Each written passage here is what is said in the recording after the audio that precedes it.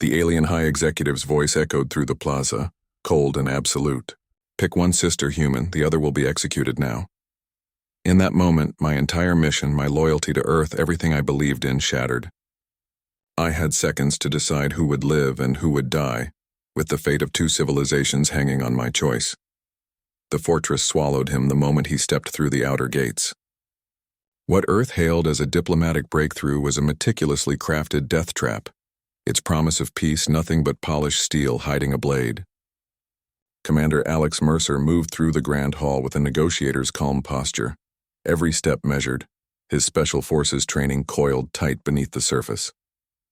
He noted the architectural contradictions, gleaming energy conduits snaking through crumbling stone arches, a civilization building over its own ruins like scar tissue over old wounds. His environmental sensors picked up the metallic tang of ozone layered over the deeper scent of rust. The air felt heavy, processed through vents that hummed with forced efficiency.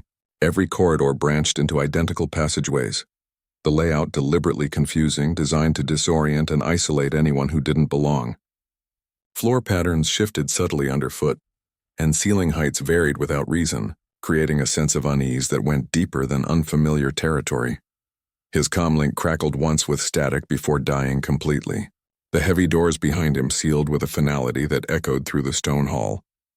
No backup, no extraction, no contact with his ship orbiting high above. The silence felt aggressive, a vacuum sucking away his options. He was alone inside a structure that felt less like a meeting place and more like an elaborate cage. Scans showed energy signatures everywhere, overlapping and interfering. Advanced surveillance systems built atop primitive structural foundations created a chaotic web of readings. He could trace the power flows back to generators older than human spaceflight, yet they fed equipment capable of scanning his neural patterns. This civilization had fallen and risen multiple times, each era leaving its technological fingerprint, creating a fortress that was both museum and military installation. Then the first alarm shattered the silence, a sharp, repeating tone that seemed to come from everywhere at once. Red lights pulsed along the ceiling tracks. The negotiation room ahead wasn't filled with diplomats waiting to talk. It stood empty, its polished table reflecting the emergency lights like a pool of blood. Alex knew immediately. This was no peace talk. The empty chairs, the sealed doors, the dead comms, they were all pieces of the same design. An execution chamber disguised as a negotiation room, and he was the only player who didn't know the script. He moved toward what looked like a maintenance panel, his fingers finding the hidden compartment in his sleeve where a micro tool waited. The walls seemed to press closer, the fortress awake now and watching. His mission parameters shifted in that moment, from securing a peace agreement to simple survival. Every sense heightened, every shadow became a potential threat. The alien regime hadn't invited Earth to talk. They'd invited Earth to witness a demonstration, and Alex was both audience and exhibit. Every screen in the fortress lit up with the same image at precisely the same moment. General Krell stood on a raised platform, his face a mask of weary defiance as the regime's black-clad executioner took position behind him. The broadcast showed no trial, no last words, just the cold, efficient mechanics of state-sanctioned murder. From his hiding place in a service alcove, Alex watched the feed on a maintenance monitor, the blue light reflecting in his eyes. The execution wasn't messy or emotional. It was clean, precise, and utterly silent until the single energy discharge that ended the general's life. The crowd in the plaza below the screens didn't cheer. They didn't riot. They just watched, a sea of silent faces absorbing the lesson. Alex understood the purpose immediately. This was more than removing a political opponent. It was a demonstration designed to crush hope, to show that resistance led only to a quiet public death. The regime wasn't just killing a man, it was killing an idea. General Krell had fought for peace, a fact the official narration twisted into the worst kind of treason. The broadcast called him a destabilizing element, a corrupt idealist who endangered the people he claimed to protect. But the silence of the crowd spoke a different truth. They knew he was a hero. His attention shifted from the screen to the plaza itself. Two figures moved against the tide of the dispersing crowd. They kept their hoods up, their faces angled away from the surveillance drones that buzzed overhead like mechanical insects. But their posture was unmistakable. They moved with a tight, controlled grace, their shoulders straight despite the obvious weight of grief. They didn't look at the screen showing their father's body. They didn't need to. They had already memorized every detail of his murder. These were Nari and Lana Krell, living ghosts. Hunted not for anything they had done, but for the legacy they carried and the symbols they could become. Their entire lives had been a lesson in survival, navigating the narrow space between loyalty to their father's dream and the regime's determination to erase his memory entirely. Alex watched the way they moved, the precise footwork that avoided patrols, the subtle hand signals they used to communicate, the constant, barely perceptible scanning of their environment. It was the same hyper-awareness he'd seen in Special Forces operatives who'd spent too long behind enemy lines. These weren't frightened civilians. They were soldiers in a war they never asked for. He felt a sudden, unexpected pull toward them. It wasn't pity. It was recognition, a soldier's instinctual acknowledgement of another fighter. They were trapped in the same hostile fortress, playing a deadly game with the same ruthless opponent.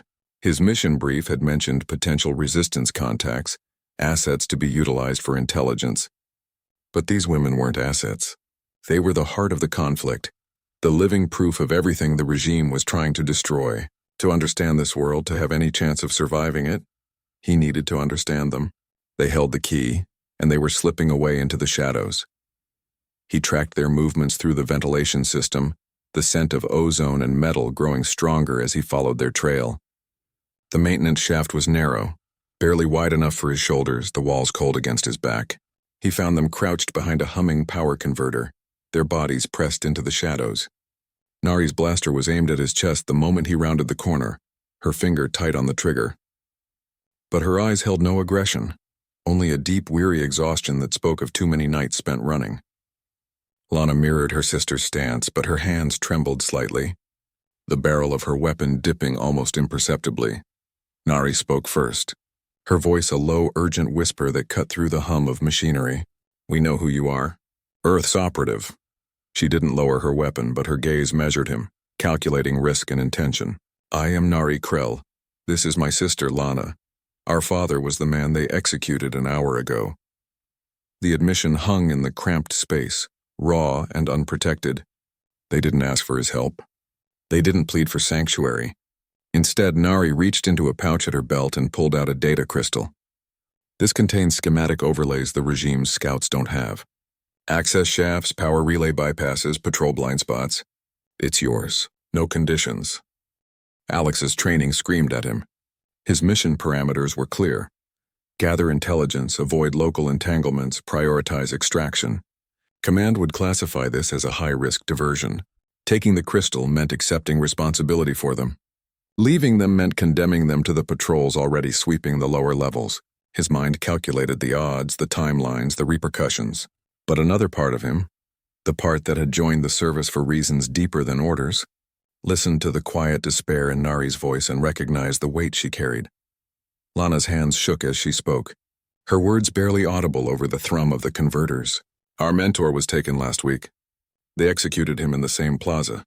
He taught us how to read the old architectural codes in the walls, how to find the paths our ancestors built." She wasn't just describing a death. She was describing the systematic erasure of their history, their support system, their hope. They weren't merely fighting the regime for survival. They were fighting for their father's true name to be remembered, for the truth of his cause to outlive the lies. Alex looked from one sister to the other. He saw the same defiance he'd seen in soldiers who knew the battle was already lost, but refused to lay down their arms. He thought of his own father, a man whose legacy was a set of dog tags and a flag folded into a triangle. Duty had always been about following orders, about the greater good as defined by command. But here, in this dark, humming shaft, duty felt different. It felt personal. He reached out and took the data crystal. His fingers closed around it, cool and smooth. "We stick together," he said, his voice low. It wasn't a negotiation. It was a statement. He had just committed what Earth would label treason. He had chosen two strangers over his mission, their truth over his orders. But as he met Nari's gaze and saw the faintest easing of the tension around her eyes, he knew it was the only choice that made sense. He would protect them, not because it was strategic, because it was right. The silence in the cramped ventilation duct was heavy, broken only by the hum of the fortress and the sound of their breathing. Alex kept his pistol in hand, the grip slick with sweat. He had just fired on regime soldiers. He had chosen a side. The two women opposite him were no longer just contacts or assets in a tactical landscape. They were now his responsibility. Nari met his gaze, her blaster still half raised, but the tension in her shoulders had eased a fraction. "You didn't have to do that," she said, her voice low and unsteady. It wasn't an accusation. It was a statement of fact that carried the weight of their new reality. He could have lied. He could have maintained his cover, insisted it was a tactical decision to preserve his own mission integrity. But the words felt hollow even as he considered them. "Yes, I did," he replied simply. The admission hung between them, a bridge built on a single act of defiance. In that moment, the official story of General Krell, the traitor, the destabilizer, began to crumble. Nari spoke of her father not with the grief of a daughter, but with the fierce conviction of a soldier carrying a standard. She described a man who argued for open trade routes, for shared technology, for an end to the silent war that had starved their outer colonies. His treason was a desire for peace. His execution was the regime's method of killing that idea. Lana's voice was softer but no less certain. She spoke of an old scholar, their mentor, who had hidden them after their father's arrest. He had taught them to read the ancient scripts etched into the fortress walls, to see the history the regime had tried to bury. He showed them that their civilization had once been a beacon of cooperation before fear and power twisted it. Their backstory wasn't one of violent rebellion, but of preservation. They were keepers of a suppressed truth, and their mentor's recent capture and execution had left them truly alone. Until now, this convergence made no strategic sense. A human special forces operative and the daughters of the regime's most infamous enemy. By every rule of engagement and interstellar politics, they should be adversaries. Their alliance was a liability that could ignite a full-scale war. Alex's training cataloged the risks, the breaches of protocol, the certain court-martial awaiting him. But looking at them, at the resolve in Nari's eyes and the fragile hope in Lana's, he didn't see liabilities or aliens. He saw people. He saw a cause that was fundamentally just, a fight against a system that used public execution as a tool of control. His conscience, once a quiet voice buried under layers of orders, now spoke with the clarity of a command. Their survival was his new mission objective. The fortress shuddered. A deep, grinding vibration ran through the metal ductwork, followed by the rising wail of a new alarm. This one was closer, more urgent. Red light pulsed through the grated openings above them. They had been discovered. The location of the firefight had been triangulated. Regime security was converging on their position. The time for talk was over. Nari was already moving, gesturing toward a narrow access hatch. "This way. It leads to the lower conduits." There was no debate, no questioning her leadership. Alex fell in behind her, with Lana covering their rear. They moved as a single unit, a trio bound by shared risk and the fragile, newfound trust forged in the aftermath of a single, irrevocable choice. They were partners now. Their fates were linked, their survival dependent on each other in a fortress that had become a hunting ground. The fortress wasn't just a building. It was a living, breathing trap designed to dismantle hope one corridor at a time. Walls didn't meet at right angles. Hallways curved in on themselves or terminated in dead ends that hadn't been there moments before. Floors sloped downward only to spiral back upward, a disorienting geometry that made distance and direction meaningless. Alex's internal navigation systems flickered and died, their signals scrambled by the low, persistent hum of ancient technology buried deep within the stone. Newer security scanners overlaid this archaic interference, creating a chaotic electronic fog that rendered his tech nearly useless. He was navigating by instinct and the subtle cues his new allies provided.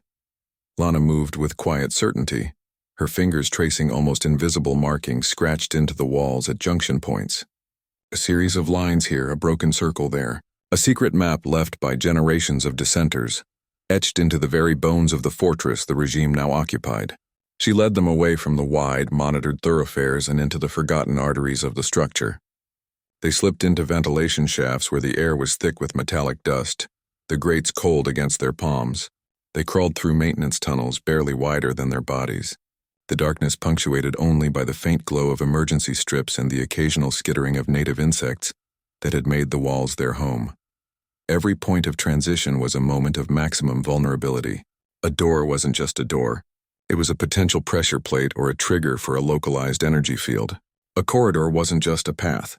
It was a killing zone with overlapping fields of fire from hidden emplacements. Alex's training took over at these junctures. He would signal a halt with a raised fist, his eyes scanning the ceiling seams and floor panels for inconsistencies the sisters would miss. He identified a laser tripwire disguised as a coolant line. He pointed out a pressure-sensitive tile that felt slightly too springy underfoot. His soldier's mind mapped the tactical realities of the space, while theirs understood its history and hidden language. Their progress became a silent, fluid dance of complementary skills. A look from Lana would indicate a turn. A hand signal from Alex would dictate a pause for a patrol to pass overhead. Nari watched their rear, her senses attuned to the subtle shift in air pressure or the distant echo of bootsteps that signaled approaching danger. They moved as a single unit, a trio bound by shared risk and a rapidly solidifying trust.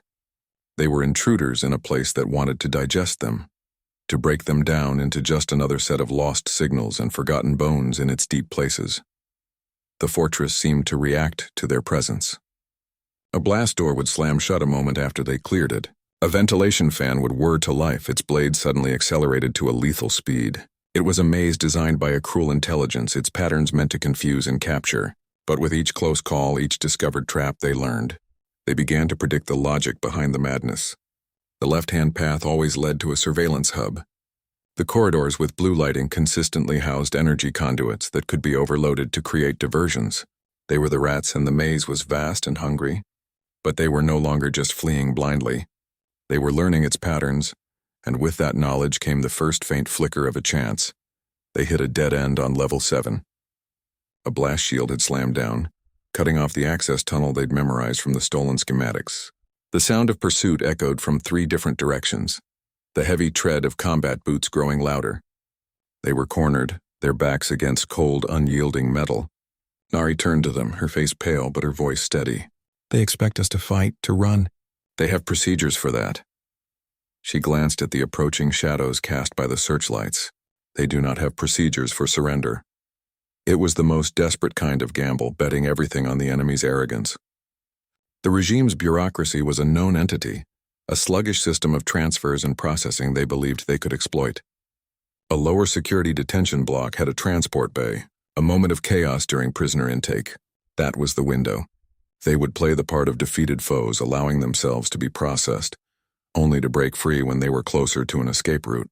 It relied on the regime's belief in its own absolute control. Alex let his shoulders slump, the frustration of a failed operative evident in every line of his body.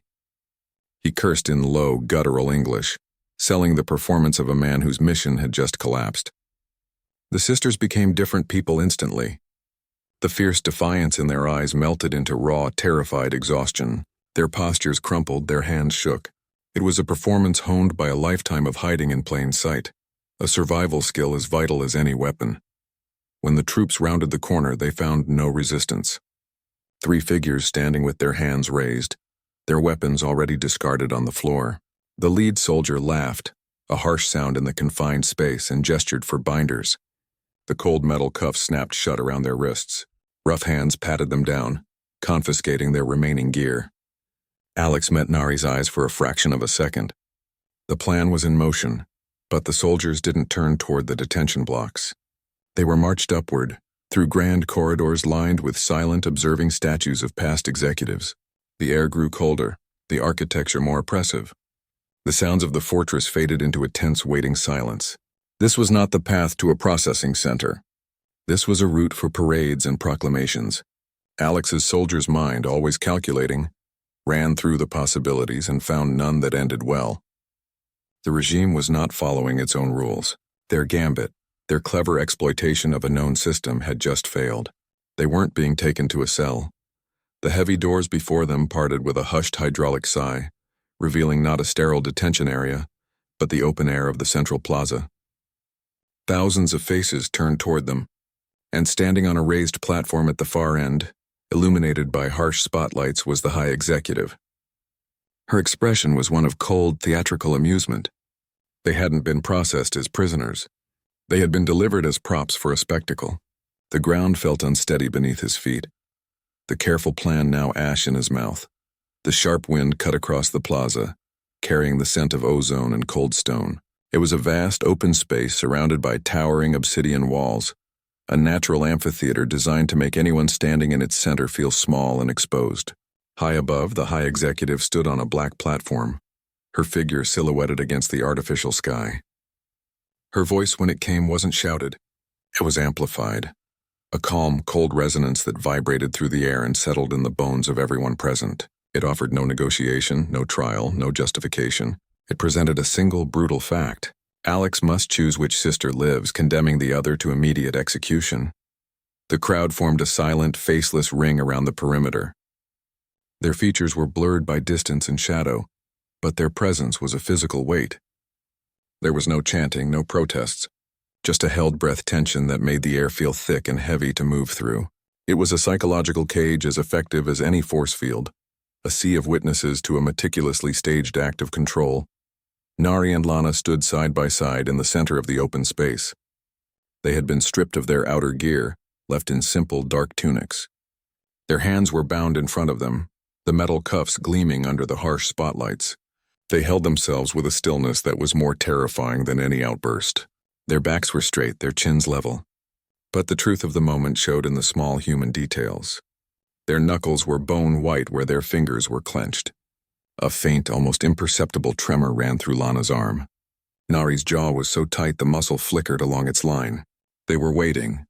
They had known this moment could come their entire lives. Alex's mind became a cold, calculating machine, running scenarios at lightning speed. Rush the platform. A suicide charge. The guards would cut him down before he covered half the distance. Create a distraction. There was nothing to use. The plaza was ruthlessly cleared of any debris or cover. Appeal to the crowd. Their silence was the only answer. Argue, plead. Every option terminated in the same image. One sister falling, a life extinguished by his choice or his failure to make one. It was a perfect, inescapable trap designed to break his will, to force him to participate in their cruelty. He looked from Nari to Lana and back again. He saw the quiet resolve in Nari's eyes, the younger fear in Lana's. He could not do it. He would not lend his hand to their theater of terror. He took a half step forward, his own voice cutting through the amplified silence. No. The word was flat, absolute. I reject your choice. I will not play your game. It was a refusal to submit, to grant legitimacy to the horrific ultimatum. The high executive did not rage. She did not command her guards to force his hand. She merely smiled, a thin, cruel expression that held no warmth or humor. Her patience was a weapon, her calm more threatening than any shout. His rejection was not a victory. It was simply another variable she had already accounted for. The choice was never truly his to make. It was hers to enforce. Her smile was the confirmation. By refusing to choose, he had simply selected the default option in her script. The executioner, a silent figure in black armor, stepped forward, his weapon humming to life. The decision was made. The regime would choose for him. The silence in the plaza was a physical thing, heavy and suffocating. As the high executive's amplified words faded, Alex opened his mouth, a denial forming on his lips, a final, useless refusal to participate. But Nari moved first. She took one decisive step forward, her bound hands held at her sides. Her voice, when it came, didn't need amplification. It cut through the tense air, clear and unwavering, ringing off the ancient stone walls of the plaza. She didn't look at the executive. She addressed the crowd, her words aimed at the faceless thousands watching from the shadows. She declared her father's true legacy, stripping away the regime's lies layer by layer. She spoke of his fight for peace, his belief in a future free from tyranny, his corruption being nothing more than his refusal to accept endless war. Her sentences were short, sharp, and factual. Each one landed like a hammer blow against the silence, echoing into the far corners of the square. She wasn't pleading for her life. She was testifying. Then her eyes shifted from the crowd to the executioner. The black-armored figure stood motionless, his weapon held ready. Nari's head dipped in a single firm nod. It wasn't a gesture of submission. It was an act of defiant acceptance, a final statement of control taken back from her captors. She had chosen this. She was making her death mean something. The report from the energy weapon was shockingly loud. a single concussive crack that shattered the moment.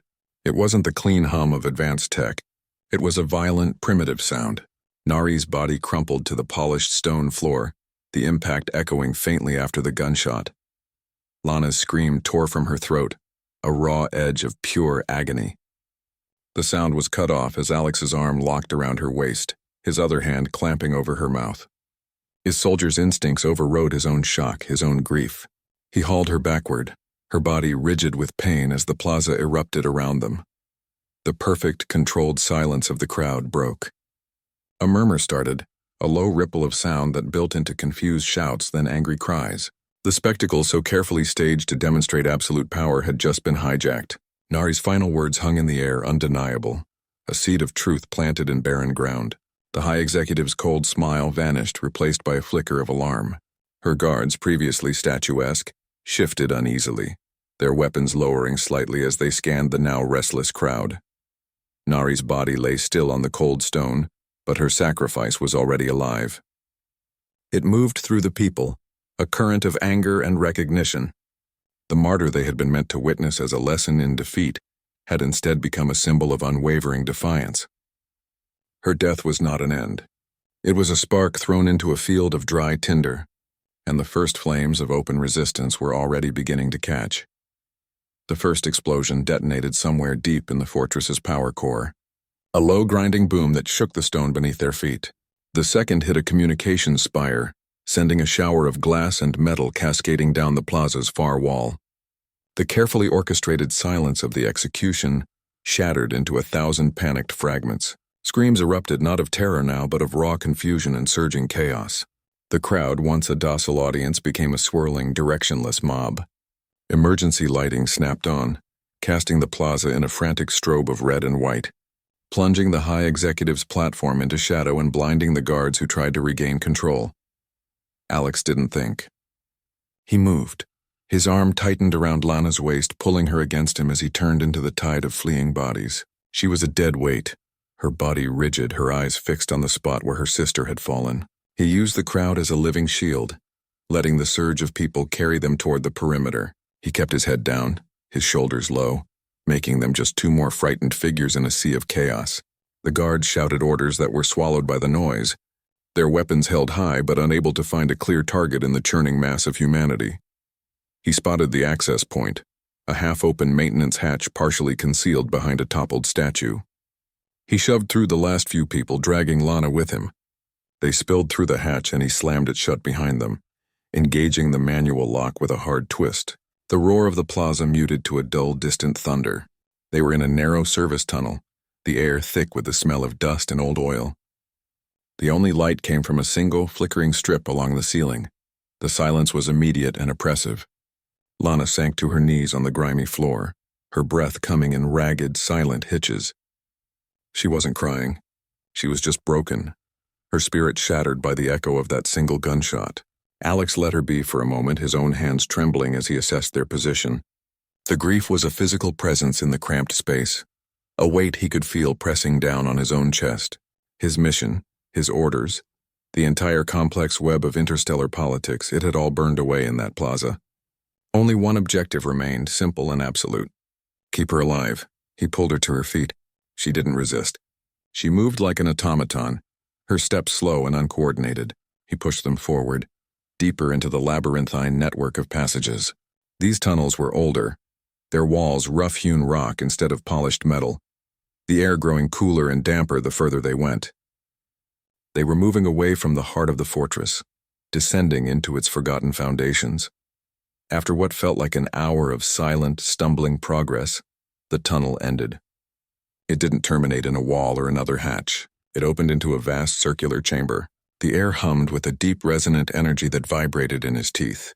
The walls were smooth, carved from a single piece of dark glassy stone and covered in intricate spiraling scripts that pulsed with a soft, internal blue light.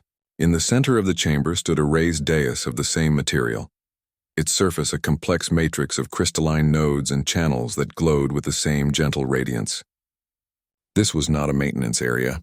The technology here was orders of magnitude older, more refined and more powerful than anything else in the fortress. It felt ancient, waiting, and utterly alien. They had not found an escape route. They had stumbled into the heart of something they did not understand. The chamber hummed with a deep, resonant energy that seemed to vibrate from the very core of the planet. Stark blue light pulsed from crystalline formations embedded in the walls, illuminating intricate alien scripts carved into the smooth, glassy stone. The air smelled of ozone and something older, like static electricity over a deep underground lake. In the center of the vast circular space stood a raised platform, its surface a complex matrix of interwoven lights and dark, reflective material. It was clearly a teleportation array, but its design was unlike any transit tech Alex had seen in active use. This was a relic, a piece of technology from a civilization so ancient its name was likely forgotten. Lana's breath caught in her throat, the numb shock that had held her since the plaza began to crack. Her eyes, red-rimmed and hollow, traced the symbols spiraling across the walls. She recognized them, not from general study, but from the forbidden archives her father had shown her in secret, from the coded data crystals he entrusted to her before his capture. "These markings," she whispered, her voice hoarse. "This is it. The heart of eternity. My father's life's work was trying to find this. The regime called it a myth, a children's story to scare dissidents." Alex moved closer to the platform, his training making him assess it as a tool, a piece of hardware, but the sheer scale of its implied function was staggering. This was not a weapon that destroyed cities or fleets. Its proposed function, according to the fragmented legends Lana's father had pieced together, was far more absolute. It wasn't designed to kill. It was designed to unmake, to erase a target from the fabric of space-time itself, as if it had never existed. It was the ultimate answer to the regime's tyranny, a single button that could end their rule, their history, their very memory in an instant. But its power was also its damnation. Using it would be an act of genocide on a conceptual level, making the user a monster far greater than the enemy they sought to destroy. The sound of bootsteps echoed down the tunnel behind them, growing louder. The pursuit had found their trail. They were out of time and out of options. The platform was their only visible exit. They looked at each other, a silent communication passing between them. There was no discussion, no weighing of risks. They stepped onto the smooth surface of the dais together. The world did not blink out. It dissolved. A sensation of being pulled apart into pure light and information. A blinding, silent rush of motion without direction. There was no nausea, no disorientation in the conventional sense.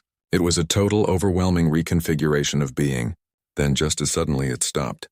The light faded. The hum was gone, replaced by the clean, thin air of high altitude and the sound of wind through rocky crags. They stood on a stone ledge overlooking a range of jagged, snow-dusted peaks. A complex of low, organic-looking structures was built into the mountain face behind them, camouflaged against the rock. They were safe. The immediate threat was thousands of feet below and miles away. But the relief was instantly poisoned by a new, heavier weight. They had escaped. But they hadn't just escaped.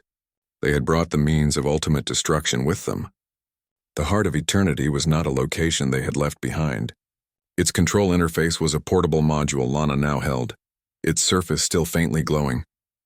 They were its guardians now, and its terrible potential was a constant, humming temptation in the back of their minds, a nuclear option waiting for a moment of weakness or despair. The mountain air was thin and sharp, carrying the scent of pine and cold stone. The entrance to the sanctuary wasn't marked by a door but by a clever fissure in the rock face, nearly invisible until you stood directly before it. Inside, the passageway opened into a vast cathedral-like space carved from the living mountain itself. The walls curved in organic flowing lines, their surfaces smoothed by time and tools. Light came from bioluminescent fungi cultivated in wall niches, casting a soft blue-green glow that pulsed faintly, like a sleeping heartbeat. It felt ancient, a place that had offered refuge long before the current regime had ever seized power. Their guide was a man named Talon, his face a web of old scars, and his movements economical and quiet. He showed them the commons area where people shared meals without ceremony. The meditation chambers where individuals sat in silence before carved symbols of lost ancestors. The training grounds where children learned to fight with staffs and their minds. There was no division between the personal and the political here. A person's grief for a fallen comrade was given the same weight as a strategic discussion about supply lines. Survival and sacrifice were not abstract concepts. They were daily practices, revered and woven into the fabric of every action. A missing chair at a table was a silent tribute.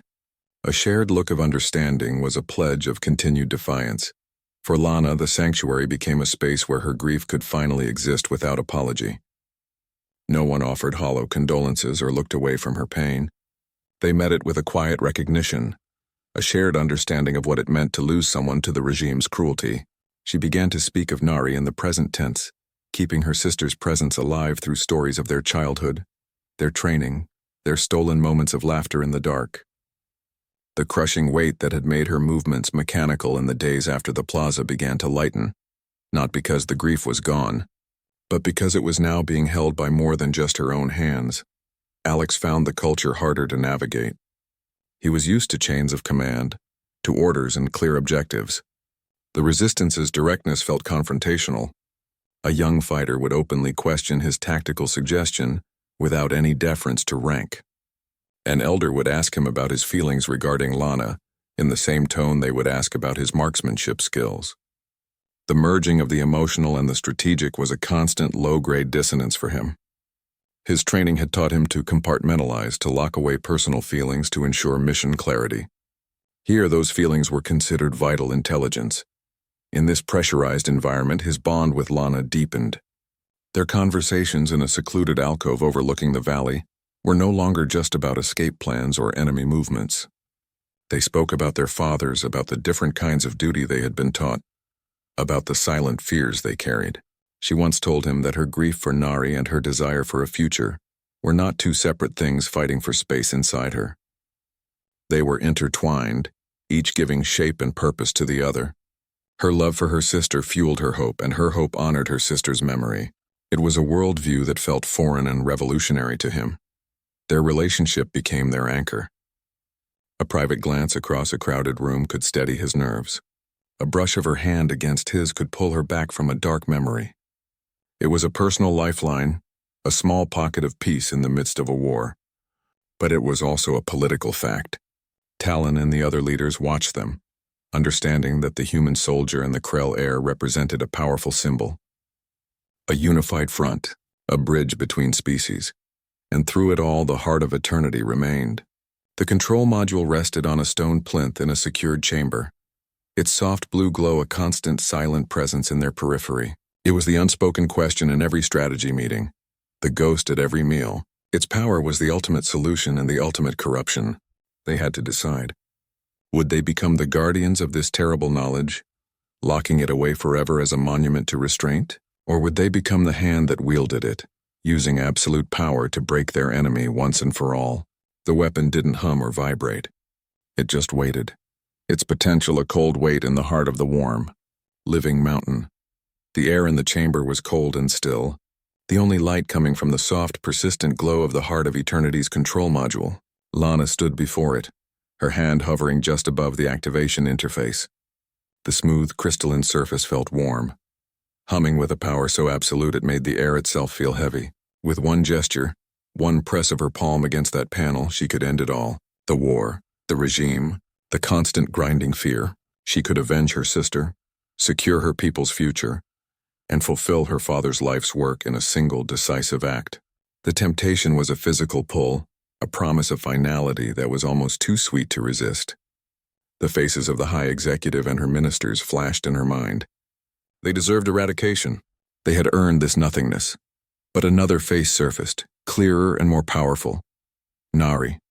Not her death in the plaza, but her life. Her stubborn belief in a peace built on something stronger than fear. Her sacrifice had been about creating a possibility, not delivering a punishment. Nari had stepped forward to give her people a truth to rally behind, not a void to be consumed by. Using this weapon wouldn't honor that sacrifice. It would betray it. It would make Lana into the very thing the regime was, a force that solved problems with absolute indiscriminate annihilation. She would be repeating their brutality on an unimaginable scale, becoming a monster to destroy monsters. Alex watched her from a few feet away. His soldier's mind, a weapon itself, automatically ran the calculations. Strategic advantage, total. Enemy elimination, guaranteed. The war ends today. It was the cleanest, most efficient solution his training had ever presented. But that training felt like a relic from another life, a script written for a man who no longer existed. The cold math of it curdled in his stomach. He saw not a strategic target, but a civilization. Billions of lives, many complicit, many more just afraid, all unwritten from reality. It wasn't victory. It was genocide. His conscience, reshaped in the dust of the plaza and the quiet of the mountains, rejected the calculation outright. The cost was everything they were fighting to save. He didn't speak. He didn't need to. He simply took a step closer to her, his presence a silent anchor in the storm of her conflict. Lana's hand, which had been trembling slightly, stilled.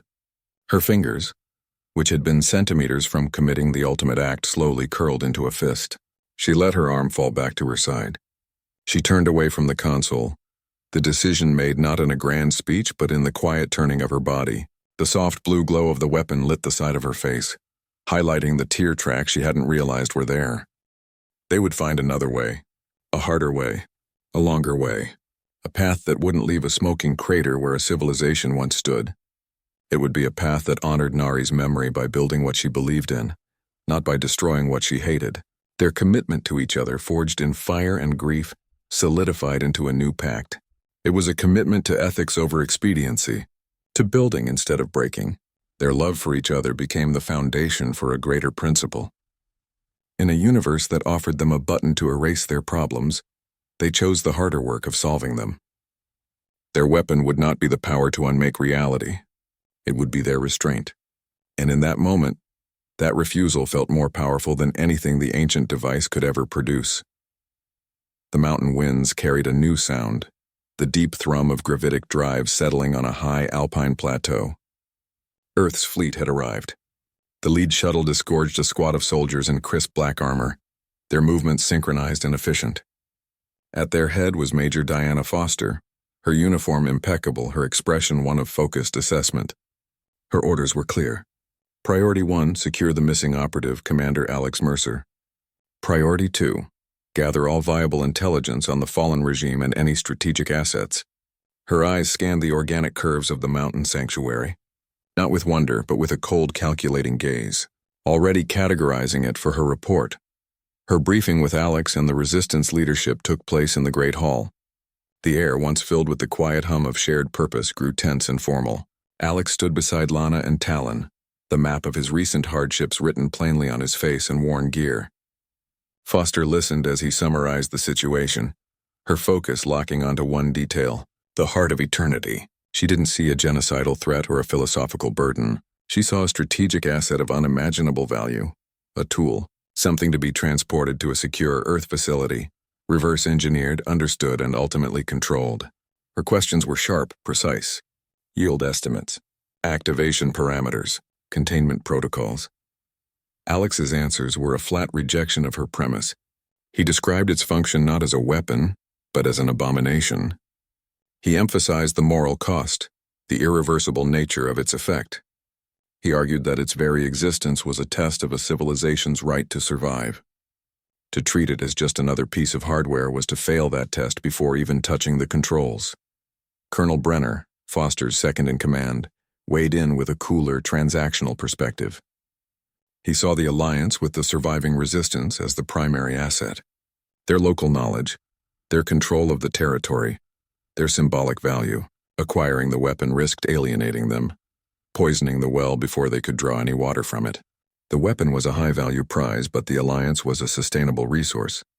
His was a cost-benefit analysis where ethics were a tertiary variable, if they appeared at all. The resistance leaders watched the exchange in stony silence. Their trust, so carefully built with Alex through shared sacrifice, was now stretched taut. They saw the familiar hunger in Foster's eyes, the same look the regime's ministers had when they discussed total control. Their distrust of off-world motives, cultivated over decades of neglect and exploitation, flared hot and bright. Alex was their bridge, but he was suddenly standing on the other side of a widening river. Foster pressed her point, her tone leaving no room for debate. She insisted on the immediate, secure transfer of the device to her ship. Standard protocol for alien tech of unknown capability. It was a reasonable request from a military standpoint. It was an existential threat from where Alex was standing. He refused. The words were calm but absolute. He would not release it. He would not allow it to be taken to Earth. It would remain here, under the joint protection of the people who understood precisely what it was and the horror it represented. His oath was to Earth, but his loyalty had been rewritten in the blood of the plaza and the quiet of the mountains. The room went still. A junior officer's hand drifted subtly toward his sidearm. Talon's fighters tensed. The ethical boundary had been drawn, not between human and alien, but between command and conscience. Alex had just Gongran Wei Kang a direct order from a superior officer. Earth's arrival, meant to simplify and secure, had instead fractured the situation into 100 new political fragments. The delicate piece was now balanced on the edge of a blade, and the first drop of blood had just been drawn. The negotiation table was a rough-hewn slab of mountain stone, its surface cold under the dim, fungal light of the great hall. On one side sat Talon, his scarred hands resting flat on the stone, his posture that of a man who held the high ground and knew it. The Resistance's position was simple. They had survived the regime. They controlled the territory, and they possessed the single most powerful object in known space. Their terms were not requests. They were statements of fact. Across from them, Major Foster and Colonel Brenner represented the clean, crisp authority of Earth. Their mandates were clear, their interests strategic. They were there to secure an alliance, acquire intelligence, and assess assets. Their world was one of cost-benefit analyses and long-term projections. Two worlds, two ideologies facing each other over a table that felt more like a canyon. Alex sat between them, not at the head of the table, but at its side. His position was physically and symbolically intermediate. His black Earth issue armor was scuffed and bore plasma scarring from the fortress. He was their operative, but his loyalty was now a divided thing, split between the command structure that had sent him and the people who had fought and died beside him.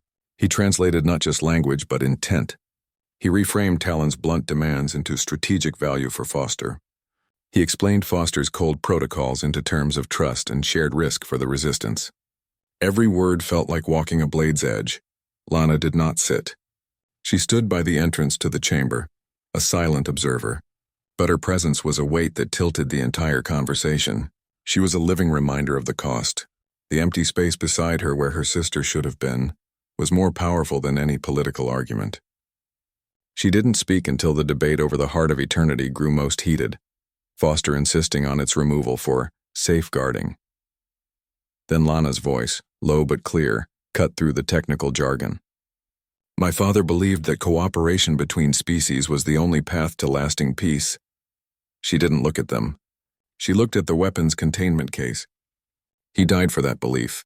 This device represents the opposite of that. It represents a final, absolute refusal to cooperate. It stays here. That is not a negotiating point. The debate stretched for hours.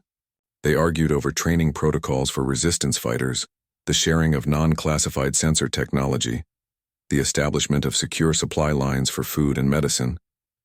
Earth wanted access to the regime's abandoned tech.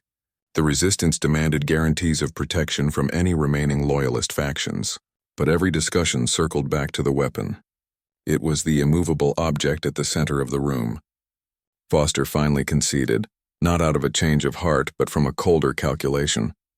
The intelligence from a stable Allied government on the ground was more valuable long-term than the possession of a weapon too horrific to ever realistically use. The risk of the alliance fracturing over its acquisition was too great. The agreement was signed without ceremony. The Heart of Eternity would remain in the mountain under a joint stewardship of 4 individuals, Talon, Lana, Alex, and a designated Earth representative. Its activation would require the unanimous, verified consent of all 4. It was a compromise that satisfied no one completely, which meant it was probably the best they could get. It created a hybrid future, a tangled web of shared responsibility and mutual suspicion, but it was a future. And in that future, Alex and Lana were no longer outliers. They were the bridge. Their personal bond had become the prototype for a political one, a living example that 2 civilizations could find common ground, even when that ground was built over a bottomless abyss. Their relationship began in shadow and survival. It grew in the thin, cold air of the mountains, nourished by shared grief and a common enemy.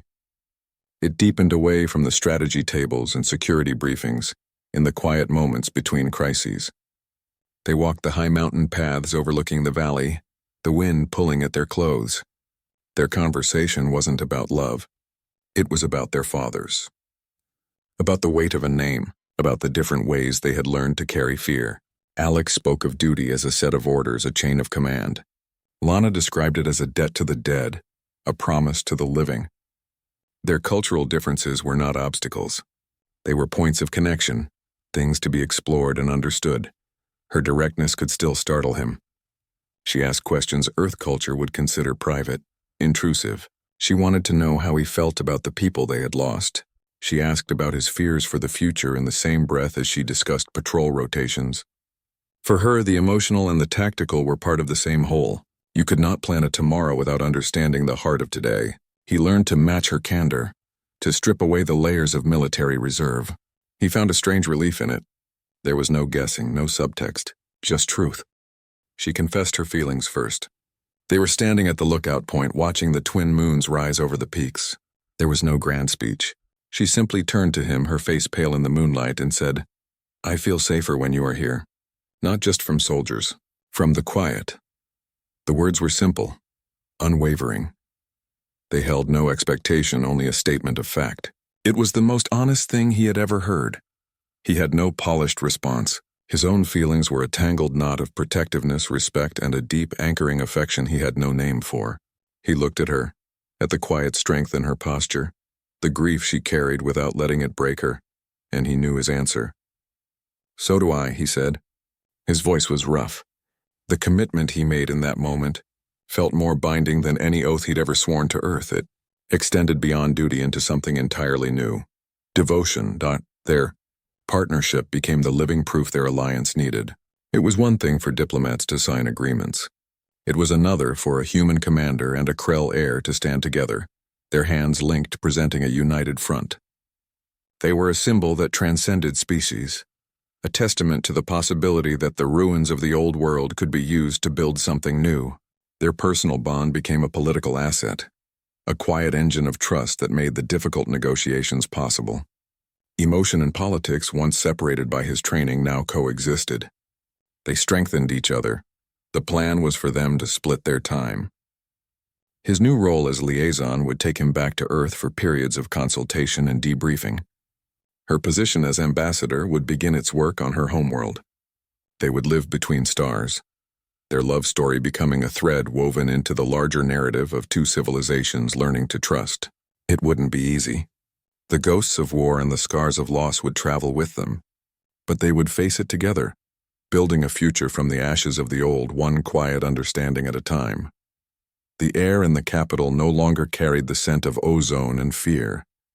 It smelled of turned soil, welding fumes, and the faint aroma of cooking from new market stalls. Earth's embassy rose from the city's central plaza, a structure of clean lines and transparent alloys that stood in deliberate contrast to the regime's oppressive obsidian towers. It was a promise made physical, a statement of durable realignment. It was not a military outpost. Its doors remained open, a symbol of the new cooperation built on the ashes of the old conflict. Talon no longer moved through maintenance shafts. He sat in a provisional government chamber, his scarred hands now handling data slates and resource allocation charts instead of weapons. His focus was on infrastructure, on restoring clean water and power grids the regime had left to decay. Rebuilding was slow, frustrating work. It lacked the clear enemy of a firefight, but the progress was visible. A school reopened here, a clinic began receiving supplies there. Each small victory was a brick laid in the foundation of a new society. At the exact spot where Nari had fallen, a new structure stood. The memorial was not a statue of grim sacrifice. It showed her with her arms outstretched in a gesture of protection, her face turned toward the sky. The stone seemed to capture a moment of movement, of forward motion. People left flowers at its base. Children touched the hem of the carved robes for luck. It was a public remembrance that honored her defiance, not her death. Her name was no longer whispered in fear. It was spoken with respect. Lana's office in the embassy had a view of that memorial. She served as her people's ambassador to Earth, her voice now the primary instrument for her civilization. She translated their needs, their culture, their fears into terms Earth's diplomats could understand. The grief was still there, a quiet undercurrent, but it had been channeled into purpose. She was not just speaking for herself. She was speaking for Nari, for her father, for everyone who had been silenced. Alex received a new rank, Liaison Major. His uniform was the same, but the insignia was different. His role was now formalized, a permanent bridge between military commands. He split his time between the embassy and Earth's orbital command, his reports shaping the ongoing support mission. He was the living proof that a soldier's duty could extend beyond orders, that conscience had a place at the strategy table. The regime's collapse was not a single event. It was a rapid unraveling. Key leaders were captured, loyalist holdouts were isolated and pacified. The combined pressure from Earth's fleet and the coordinated resistance on the ground created a momentum that simply could not be stopped. The strategy of restraint, of building alliances instead of deploying the ultimate weapon, was validated. They had won a peace, not just a ceasefire. The heart of eternity remained deep within the mountain sanctuary. Its chamber was now under a permanent guard drawn from both species. Its power was unused, a silent, respected testament to the choice they had made. It was not a trophy. It was a monument to the principle that some weapons should never be fired. Nari's sacrifice had created the exact conditions that made all their subsequent choices possible. Her death in the plaza had been the spark that lit the fire of open rebellion. It had given them the moral authority to lead. It had given Alex the clarity to defy his command. Her death was not in vain. It was the seed from which every difficult decision had grown. The living world had taken the nightmare of the fortress and built something lasting from its ashes. The alliance was fragile, a delicate new construct, but it was real. It was a future built not on the fear of annihilation, but on the hard daily work of understanding. The silence of the plaza had been broken, replaced by the sounds of construction and the murmur of two civilizations learning, slowly and carefully, how to speak to one another. The high executive's voice still found him in the quiet moments. It echoed in the hum of a ship's engine or the silence just before sleep. "Pick one, sister." It wasn't a memory. It was a ghost that lived in his nerves. A cold reminder of the moment his world fractured. He had stood there, a soldier trained for impossible calculus, and found no equation that didn't end in loss. His refusal to choose felt in the deep hours of the night like a failure of duty. It had been a choice in itself, a passive one that surrendered the initiative to a cruel hand. He knew logically that his defiance had forced Nari's move. He carried the weight of that chain reaction, the knowledge that his stance had been the catalyst for her sacrifice. It was an outcome he could never have controlled, only precipitated. But the cold calculus of the plaza had been replaced by the warmer, more complex math of consequence. Nari's death was not an endpoint. It was a detonation that shattered the regime's control. Her public defiant act had given the resistance its soul. It had given a silent, terrified population a reason to finally raise its voice. The fragile alliance they were now building, the tentative peace taking root in the capital, the very embassy he now worked from, these were things that would not exist without that spark. Her one life, freely given, had saved thousands more. Her choice had transformed a moment of absolute control into the regime's greatest strategic blunder. Sometimes the most impossible decisions create the most possible outcomes. Lana carried the memory differently. She did not wear her sister's loss as a shackle. She carried it as a compass. Every decision she made as ambassador, every negotiation, every difficult concession was measured against Nari's belief in a better way. Her grief was not a weight that held her down. It was the fuel that propelled her forward. Their love, his and Lana's, was not a simple thing born of proximity. It was a bond forged in the specific fire of that shared loss, tempered by the knowledge of what they had each sacrificed to be here. It was stronger for having been tested, more resilient for knowing its own cost. The alliance between Earth and her people was a fragile construct. It was a delicate web of shared resources, cultural misunderstandings, and lingering distrust, all balanced on the foundation of that shared sacrifice. It was not a perfect peace, but it was a living one. It grew slowly, day by day, because the people building it had chosen mercy over absolute power. They had chosen the difficult ethical path over the expedient one. They had looked into the void of ultimate weaponry and chosen to turn away. The galaxy felt different now. Not safer in a simple sense, but saner. The existence of the Heart of Eternity was a known secret, a permanent reminder of how close they had all come to annihilation, but its power remained dormant, a monument to restraint. The safety they now enjoyed wasn't the result of a superior fleet or a decisive military victory. It was the result of a single soldier, in a single moment of crisis, following the stubborn pull of his conscience instead of the clear text of his orders. It was proof that one person's choice, even a refused one, could ripple across light years and alter the fate of civilizations.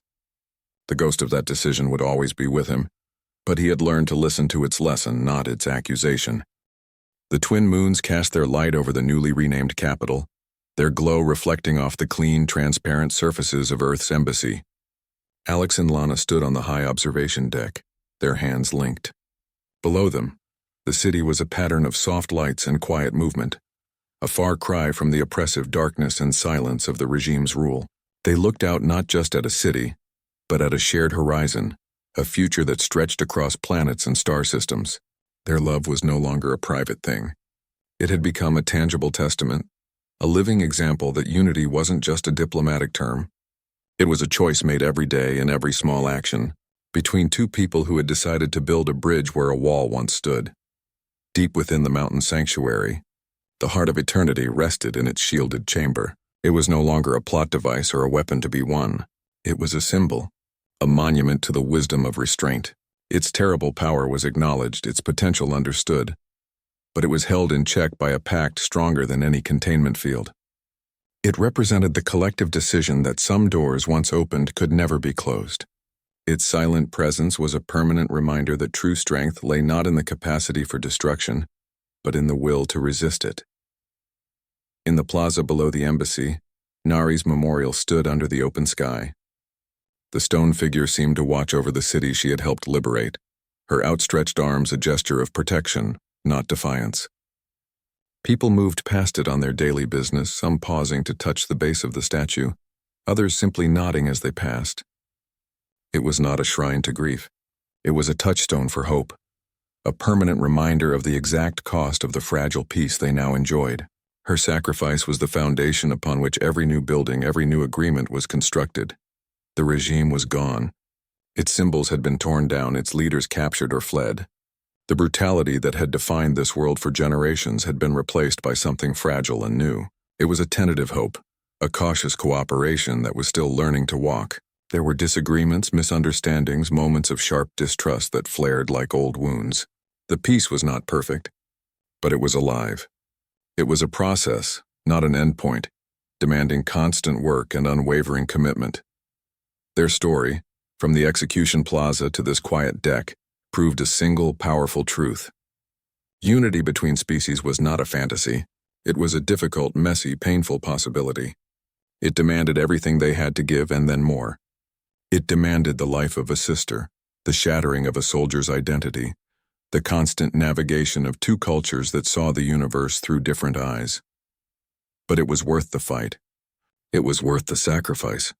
It was worth the daily effort of building something together that was stronger than what either could have built alone.